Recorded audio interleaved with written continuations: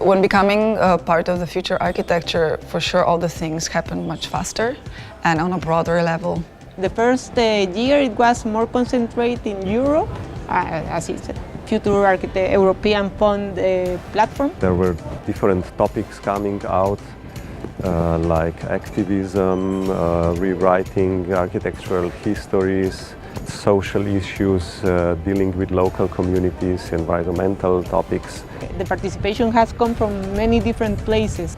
And the architects that participated in the platform activities through workshops worked on new public spaces, on derelict sites around the cities, on creating new strategies for renovation, and the outcomes of these workshops are really fascinating, and I think that they give further relevancy to the platform to operate in this direction. It kind of gives the people that don't build but speculate about how they potentially could build in the future a platform.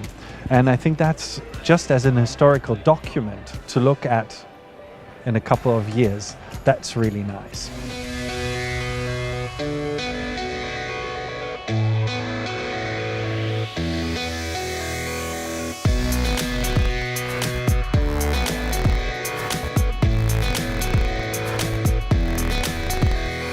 Anybody can come with an idea which maybe they can't find a place for anywhere else, is part of the kind of crucial element of how it operates.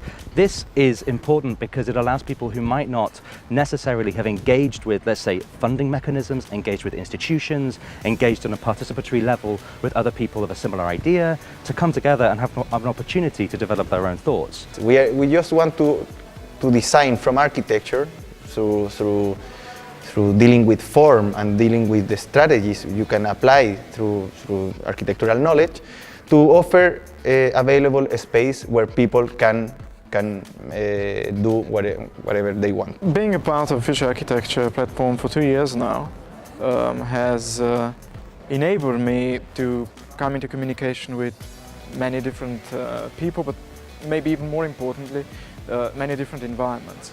For us it was the first time, I would say, in general, to work with a museum in that sense. The ephemeral architecture project was extremely successful because it allowed us to connect not only the museum and the individual talent, but also the museum to the individual talent, to the city of Rome, which was the real protagonist of this project, and then even to the global discussion on cities. The idea that you're bringing sort of a lot of different approaches and a lot of different ways of thinking about things is, you know, interdisciplinary thought is the most important thing that should happen in the world today. Being curious about other people's disciplines and being curious about other ways of thinking, how to shape our world and how to shape communities. And this is like exactly the same kind of philosophy that we have when we're building the platform.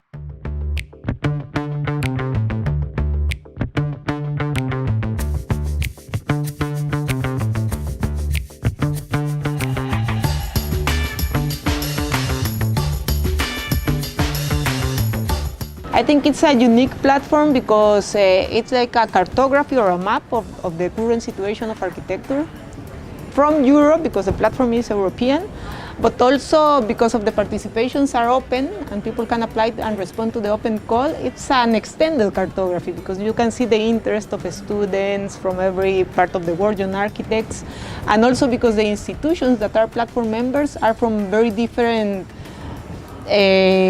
scales, sizes. Some of them are museums, small galleries, publishing houses. So it's a very broad cartography or map of what is happening in the architectural field nowadays.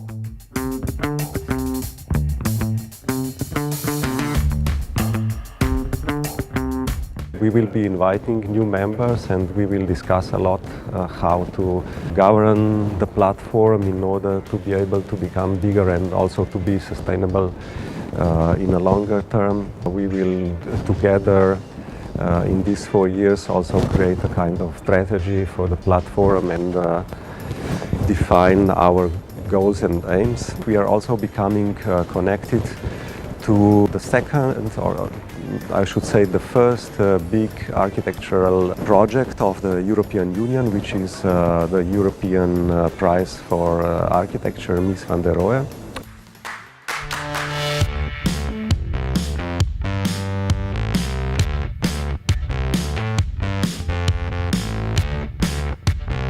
We need more transdisciplinary approaches where we try to understand each other more at a more intellectual level, and where we create some scientific empathy with other disciplines, because otherwise we won't be able to transgress the boundaries of our disciplines, and we will only get to some solution to create something, but that's not, I think, the main point for future architecture. This implies that we started building walls again.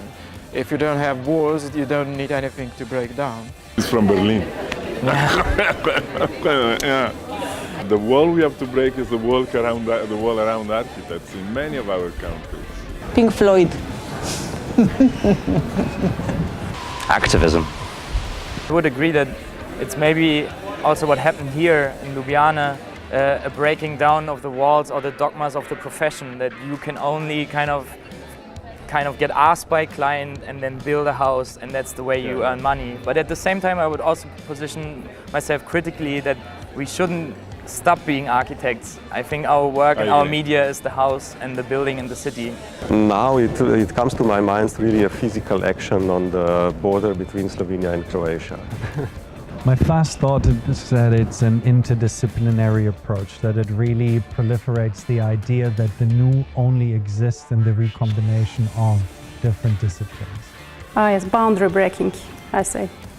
The potential that this kind of a statement has is to actually to deal through form and through the strategic thinking and knowledge of architecture. I think that's the big responsibility of everyone involved, that it doesn't stick to a speculative, unrealistic something, but that it finds its roots in reality and really turns into something built that then again can help transform society.